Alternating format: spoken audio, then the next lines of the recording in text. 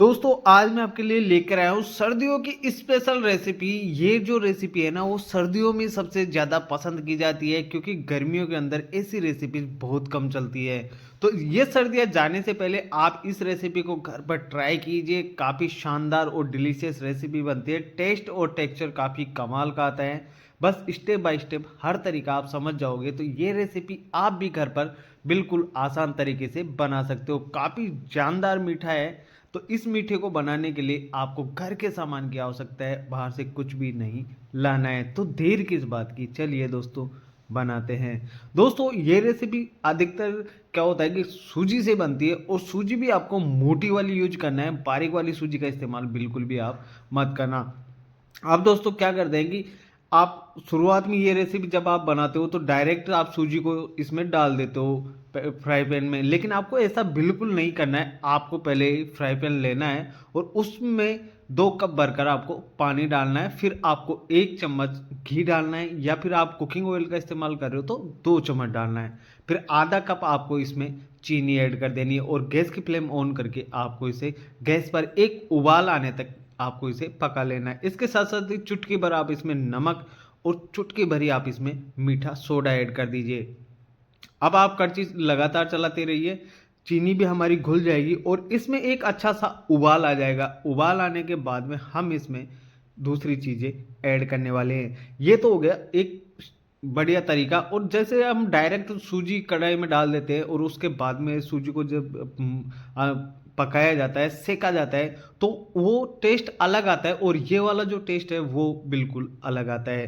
तो अब आप उस सूजी को इस पानी के अंदर डाल दीजिए, लेकिन एक उबाल आने के बाद में अब आप इसमें आधा कप भरकर मैदा यहाँ पर डाल दीजिए। आप इसकी जगह गेहूं के आटे का इस्तेमाल भी कर सकते हैं, क्योंकि गेहूं के आटे से जब कोई रेसिपी बनाती है उसका टेस्ट अलग होता है और मैदा से जब कोई रेसिपी बनती है तो उसका टेस्ट अलग होता है। अब इन दोनों चीज़ों को आप अच्छे से मिक्स कर लीजिए।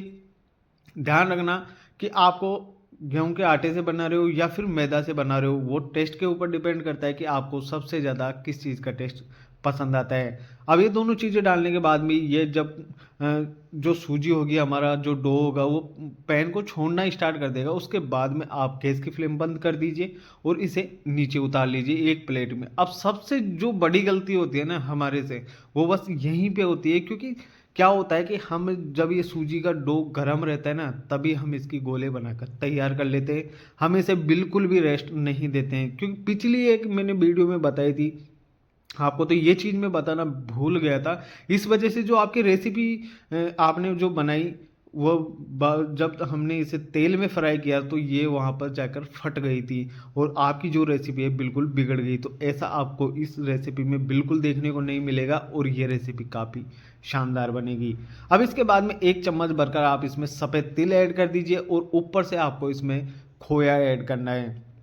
मैंने यहाँ पर 2 चम्मच भरकर इसमें खोया डाल दिया, जिससे इसका टेस्ट होगा ना इतना लाजवाब आएगा, इतना टेस्टी आएगा कि आप भी एक बार खाने के बाद में आपका ये फेवरेट हो जाएगा। अब ऊपर से आप ड्राई फ्रूट्स डाल दीजिए, लेकिन ड्राई फ्रूट्स जब भी आप डालो ना उसके छोटे टुकड़े करके डालना, क्योंकि ज़्यादा बड़े ड्राई फ्रूट्स डालेंगे, ज़्यादा बड़े टुकड़े डालेंगे तो फिर वो तेल में बिखरने के चांसेस बहुत ज़्यादा हो जाते हैं। अब दोस्तों सूजी जैसे पूरी तरह से ठंडी हो जाएगी ना, उसके बाद में आपको ये सारी चीज़ें ऐड करनी है और उसके बाद में आपको इसे एक बार अच्छे से गूँथ लेना है और गूँथने के बाद में आपको छोटी छोटी बॉल्स इसके बना लेना है। जो सबसे बड़ी गलती मैंने आपको यहाँ बताई कि आप इसको जब ये सूजी गर्म रहती है तभी आप इसकी बॉल्स बना देते हो और उसके बाद में ये तेल में फटना स्टार्ट हो जाती है। तो इस बार ऐसा बिल्कुल भी नहीं करना है, आपको बिल्कुल ठंडी करना है सूजी को, फिर उसके बाद में आपको बॉल्स बना लेना है।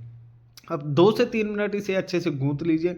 गूंथने के बाद में देखो आपको अंदर से इसका टेक्सचर दिखाता हूँ कितना कमाल का आएगा।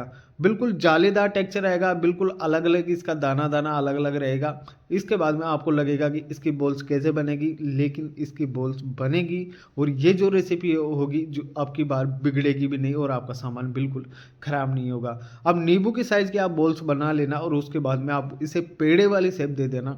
ऐसा नहीं है कि आप इसे पेड़े वाली शेप दो, आप इसे चौकोर शेप भी दे सकते हो, ट्रायंगल शेप में भी काट सकते हो, जो आपको सबसे ज़्यादा पसंद आती है बस उसी शेप में आपको इसे ढाल लेना है।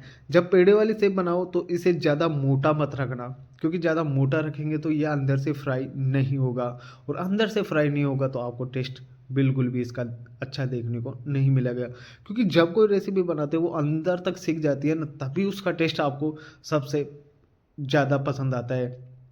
क्योंकि अंदर तक जब ये अच्छे से फ्राई नहीं होगी तो फिर जो बाहर से तो ये क्रिस्पी हो जाएगी, लेकिन अंदर से ये हल्की ढीलापन सा रहेगा, जिससे इसका टेस्ट बिल्कुल बिगड़ सकता है। तो आप इसकी साइज़ ज़्यादा मोटी मत बनाना, बस आपको जो मैं वीडियो में दिखा रहा हूँ बस इतनी सी साइज़ बनाना है, ज़्यादा मोटी बनाने से भी अच्छा नहीं रहता है। क्योंकि हम इसे जब फ्राई करेंगे तो हाई फ्लेम पर फ्राई करेंगे, तो हाई फ्लेम पर अगर हम फ्राई करेंगे तो जो मोटा पीस बन जाएगा वो अंदर से अच्छे से फ्राई नहीं हो पाएगा।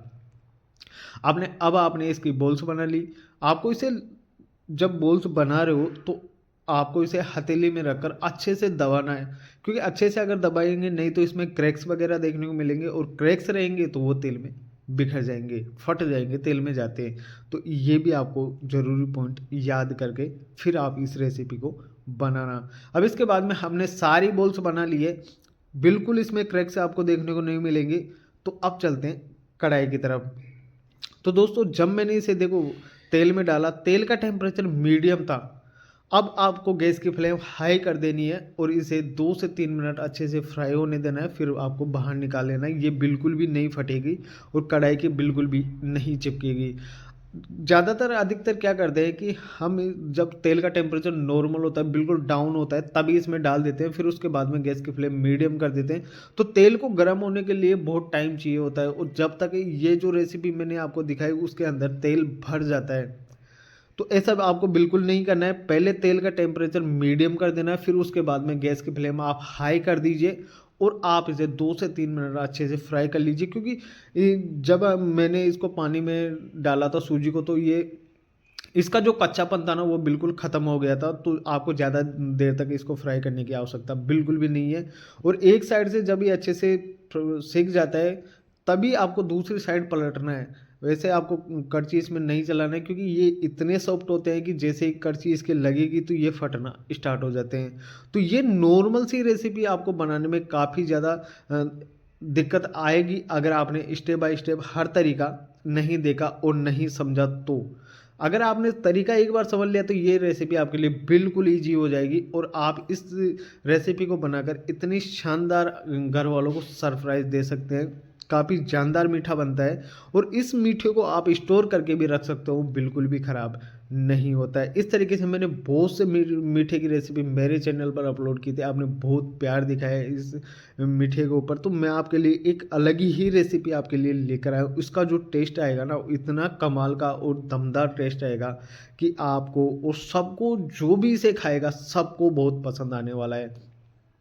क्योंकि ये मीठा अधिकतर सर्दियों में चलता है, गर्मियों में ये इस तरीके से मीठा नहीं चलता है। फिर उसमें वेराइटीज अलग हो जाती है और जो टेस्ट होता है वो भी अलग हो जाता है। तो इन सर्दियों से को जाने से पहले आप ये मीठा घर पर ट्राई कर सकते हैं। काफ़ी जानदार और दमदार मीठा ये बनकर तैयार होता है। दोस्तों जब मैंने ये मीठा बनाया तो आपने देखा कि स्टेप बाय स्टेप जब तरीके फॉलो करते हैं तभी ये रेसिपीज बनती है। वरना ये इन रेसिपीज में सबसे ज़्यादा हाई चांसेस होते हैं कि जब आप इसे तेल में फ्राई करने के लिए जाओगे तब ये बिगड़ने का चांसेस बहुत रहता है। और हमेशा अगर तरीका आपने नहीं समझा तो हमेशा ये तेल में बिखर जाती है। तो पहले तरीका समझना, फिर उसके बाद में आप इस रेसिपी को ट्राई करना, नहीं तो क्या होता है कि ये रेसिपी बिगड़ जाती है। टेस्ट इसका बेहतरीन आता है।